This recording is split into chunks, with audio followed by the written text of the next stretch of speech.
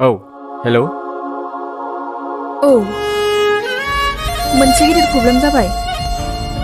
मा प्रब्लेम बेलाय देलाय बुंलाय। आं प्रेगनेन्ट जाबाय। मा प्रेगनेन्ट? औ मा खालामबावनांगौ दाना? प्लिज नों माबा मोनसे खालामदो ना। बेफोर गासिबो नोंनि थाखायनो जाजोब्बाय। मा आंनि थाखाय जादों? बेफोरखौ मा बुंदों नों? नोंनि उदैयाव थानाय गथ'आ जे आंनि बेनि मा फोरमान दं?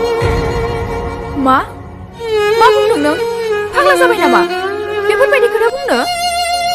जेरैबायदि नों आंजों बै हरखौ बारहोहरदोंमोन, जानो हागौ नों गुबुन सेंग्राजोंबो बै हरखौ बारहोहरदों।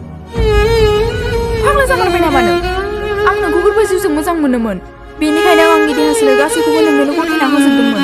नाथाय नों नाय, दिनैनिफ्राय जुदि नों आंनाव फन हरबाय थाबावब्ला आं गुबुन राहा लानाय जासिगोन।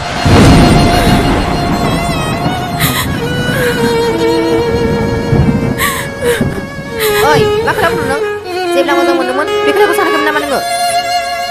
नाथाय नों दिनै बेबायदि अबस्थायाव नुनानैसो बेबायदि खालामनो सानबाय। नों बायदि फाल्थु मानसि दुनियाव नुफेराखैमोन आं।